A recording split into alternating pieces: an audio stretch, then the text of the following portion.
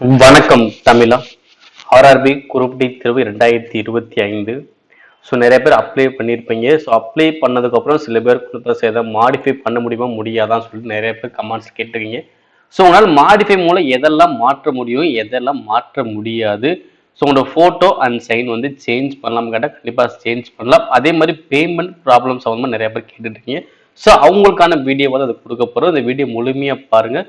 இது வரைக்கும் நம்மளுடைய சேனல் சப்ஸ்கிரைப் பண்ண வீடியோ பார்த்துட்டு இருந்து கண்டிப்பாக சப்ஸ்கிரைப் அண்ட் ஷேர் பண்ணி வச்சுக்கோங்க.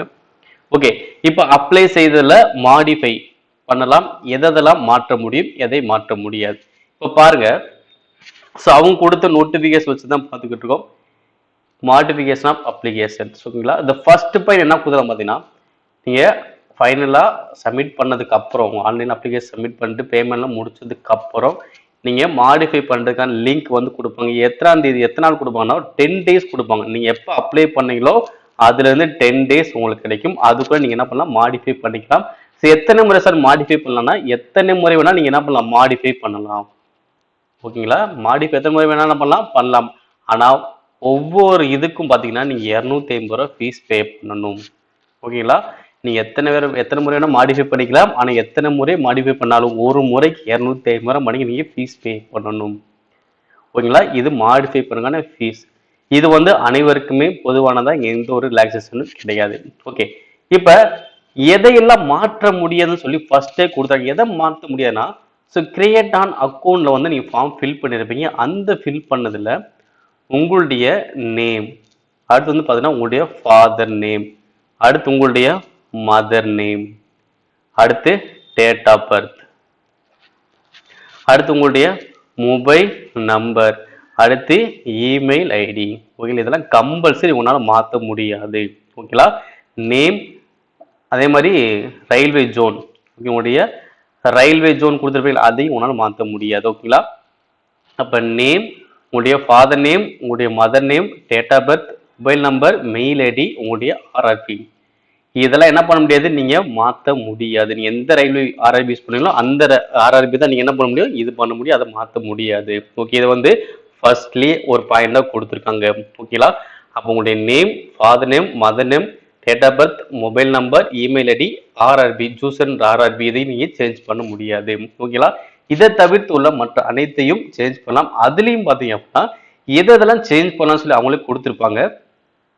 இப்போ செகண்ட் பாயிண்ட் வந்து மாடிஃபை ஃபீஸ் வந்து அனைவருக்குமே காமன் தான் அப்படின்னு சொல்லியிருப்பாங்க. மூணாவது வந்து பார்த்தீங்கன்னா, இப்போ நீங்கள் கம்யூனிட்டியுமே மாற்றலாம். ஆனால் அந்த கம்யூனிட்டி யார் மாற்றலாம் பார்த்தீங்கன்னா, ஃப்ரம் எஸ்சி எஸ்டிலேருந்து நீங்கள் இல்லை ஜென்ரலோ ஓபிசியோ நீங்கள் கொடுக்குறீங்க அப்படின்னா, ஸோ நீங்கள் எஸ்சி எஸ்டிக்கு அப்படின்னா நீங்கள் 250 ரூபாய் ஃபீஸ் பே பண்ணியிருப்பீங்க. அப்போ நீங்கள் ஜென்ரலோ ஓபிசியோ நீங்கள் மாற்றும் போது ஸோ அதுக்கான இந்த எக்ஸ்ட்ரா அமௌண்ட்டும் இது இல்லாமல் மாடிஃபிகேஷனுக்கான ஃபீஸும் சேர்த்து நீங்கள் பே பண்ணுற மாதிரி இருக்கும். ஓகேங்களா, சப்போஸ் நீங்கள் வந்து மாடிஃபை பண்ணுறது கொடுத்துட்டு நீங்கள் ஃபீஸ் பே பண்ணாமல் விட்டீங்க அப்படின்னா உங்களுடைய பழைய அப்ளிகேஷன் எப்படி இருக்கோ அதே மாதிரி தான் உங்களுக்கு இருக்கும்.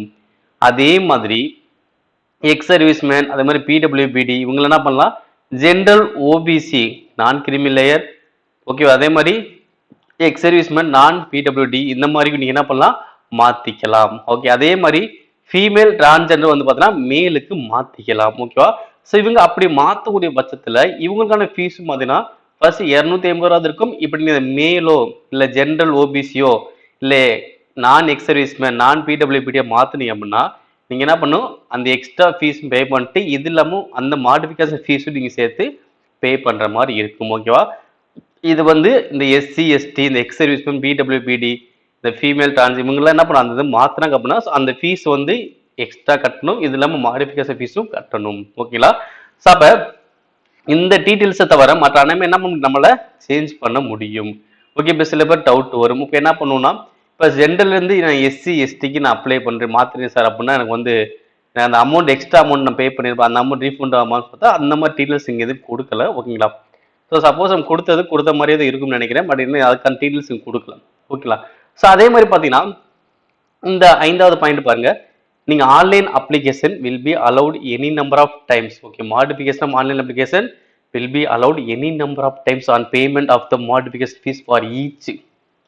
ஓகேங்களா, ஒவ்வொரு முறையும் நீங்க என்ன பண்ணணும், ஃபீஸ் 250 ரூபா பே பண்ணணும். ஓகேங்களா, நீங்க சப்போஸ் நீங்க மாடிஃபை பண்ண நினைக்கிறீங்க அப்படின்னா முதல் ஒரு முறையே கரெக்டா ஃபீஸ் பே பண்ணி சேஞ்ச் பண்ணிக்கோங்க. ஓகேங்களா. ஸோ அதே மாதிரி பார்த்தீங்கன்னா நீங்கள் உங்களோட ஃபோட்டோ சைனுமே நீங்கள் சேஞ்ச் பண்ணிக்கலாம். ஓகேங்களா. நான் சொன்ன மாதிரி இந்த கிரியேட்டான அக்கௌண்ட்டும் இந்த ஜூஸ் அண்ட் டைவ்ல மட்டும் தான் மேக்ஸிமம் நம்ம பார்த்தீங்கன்னா நிறைய டீட்டெயில்ஸ் நம்ம மாற்றவே முடியாது. வித் அனைத்து டீட்டெயில்ஸுமே நம்ம என்ன பண்ணலாம் மாற்றிக்கலாம். உங்களுடைய கல்வி தகுதி நீங்கள் மாற்றிக்கலாம். அதே பார்த்தீங்கன்னா ஓபிசி வந்து பழைய டீட்டெயில்ஸ் கொடுத்துருப்பீங்க, புது டீட்டெயில்ஸ் வந்ததாலும் அதையும் நீங்கள் மாற்றிக்கலாம்.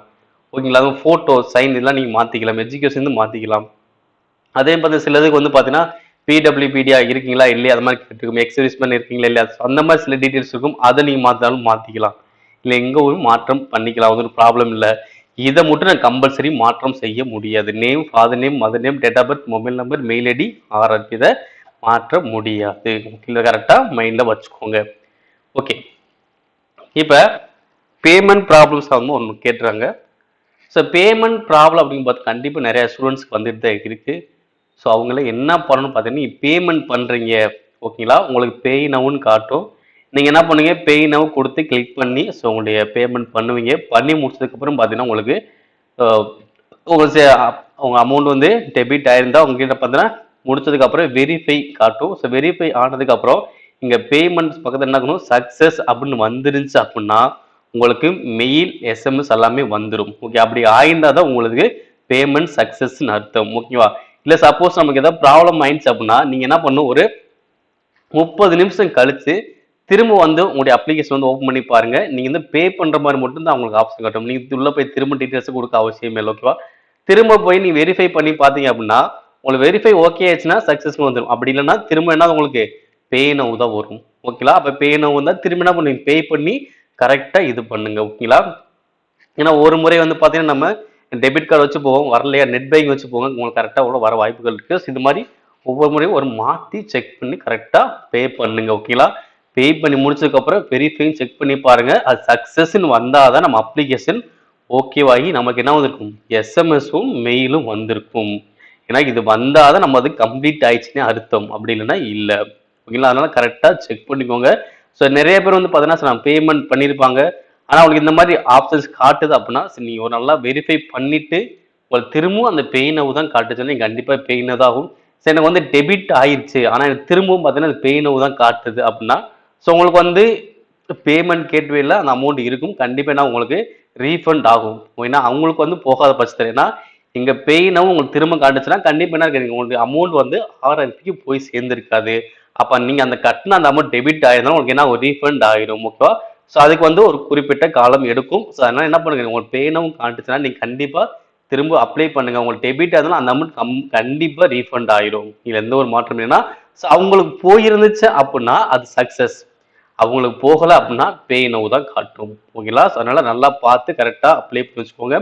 ஸோ டவுட் நிறைய ஸ்டூடெண்ட்ஸ் வந்தாலும் பே நவ் பாருங்கள், வெரிஃபை செக் பண்ணி பாருங்கள். ஸோ வெரிஃபைல சக்ஸஸ் வந்தால் ஓகே, வரல அப்படின்னா திரும்ப பே பண்ணி தான் நீங்கள் அப்ளை பண்ணணும். ஓகேவா. ஸோ பே பண்ணுறது ரொம்ப ரொம்ப முக்கியம். ஏன்னா எந்த ஒரு விஷயத்துக்காகவும் இந்த பே வந்து கரெக்டாக பண்ணல அப்படின்னா மேக்ஸிமம் ரிஜெக்ட் ஆகும். ஓகேங்களா. அதே மாதிரி மேக்ஸிமம் ரிஜெக்ட் ஆகிற காரணமே பார்த்தீங்கன்னா ஃபோட்டோ. ஓகேவா. ரிஜெக்ட் ஆகக்கூடிய மெயின் காரணம் ஃபோட்டோ. அதே மாதிரி பார்த்தீங்கன்னா சைன். ஓகேவா. ஃபோட்டோவும் சைனும் கரெக்டாக நம்ம அப்லோட் பண்ணலைன்னா ஸோ மிஸ்டேக் ஆயிடுச்சு அப்படின்னா ரிஜெக்ட் ஆகும். அதே மாதிரி சைன் நிறைய ஸ்டூடெண்ட்ஸ் கேட்கக்கூடிய என்ன பார்த்தீங்கன்னா ஸோ நான் பிளாக்ல சைன் போடணுமா இல்லை ப்ளூவில் சைன் போடணுமா. ஓகேங்களா. ஸோ பிளாக் அப்படின்னு சொல்லிட்டு நோட்டிஃபிகேஷன் கொடுத்துருக்காங்க, ஆனால் ப்ளூன்னு சொல்லிட்டு அதாவது ப்ளூ ஆர் பிளாக் அப்படின்னு சொல்லிட்டு அப்ளை பண்ணுற இடத்துல கொடுத்துருக்காங்க. ஓகேங்களா. நோட்டிஃபிகேஷனில் பிளாக்னு கொடுத்துருக்காங்க, ஆனால் அப்ளை பண்ணக்கூடிய இடத்துல இருக்கு பிளாக் ஆர் ப்ளூன்னு இருக்கு. ஓகேங்களா. சில ஸ்டூடெண்ட் கேட்கக்கூடிய ஒரே கொஸ்டின் பார்த்தீங்கன்னா இந்த ப்ளூ சார் நான் ப்ளூ இங்கில் சைன் போட்டு அப்லோட் பண்ணிட்டேன், எனக்கு எதுவும் ப்ராப்ளம் வருமா கேட்குறாங்க. ஸோ இது வந்து மேக்ஸிமம் ப்ராப்ளம் வர வாய்ப்பு இல்லையே அப்படின்னா ஸோ அவங்க சொன்னதை நம்ம பண்ணியிருக்கோம். ஏன் நோட்டிஃபிகேஷன் நீங்கள் பிளாக் கொடுத்தாலும் நீங்கள் அப்ளை பண்ணுறது அதே தான் கொடுத்துருக்கணும். பட் எனக்கு என்ன கொடுத்தா பிளாக் ஆர் ப்ளூ கொடுத்துருக்கணும். ஓகே, மேக்ஸிமம் ப்ராப்ளம் வர வாய்ப்புகள் இல்லை.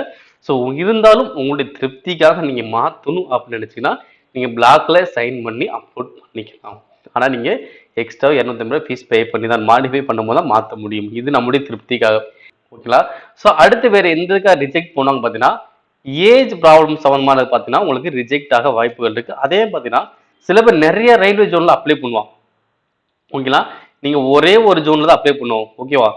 2க்கு மேலெல்லாம் ஓகே 1 தான் அப்ளை பண்ணுவோம், 1க்கு மேலே 2 ப்ளஸ்லாம் போகும்போது கண்டிப்பாக ஆகும் நீங்கள் ரயில்வே ஜோனில் அப்ளை பண்ணக்கூடாது. ஒரே ஒரு ரயில்வே ஜோனில் தான் நீங்கள் அப்ளை பண்ணணும். இது மாதிரி பண்ணாலும் என்னாகும், ரிஜெக்ட் ஆகும். அதே மாதிரி பார்த்தீங்கன்னா ஏதாவது ஒரு ரயில்வேல வந்து பார்த்தா உங்களை டிபார்ட் பண்ணியிருந்திருக்கலாம். ஸோ அப்படி டிபார்ட் பண்ணியிருந்தாங்கன்னா, ஸோ அந்த லிஸ்ட் உங்க பேர் கூட பட்சத்துல உங்களுக்கு கண்டிப்பா என்னாகும் ரிஜெக்ட் ஆகும். ஓகேவா? இது மெயினான ரிஜெக்ட் ஆகக்கூடிய காரணங்கள்.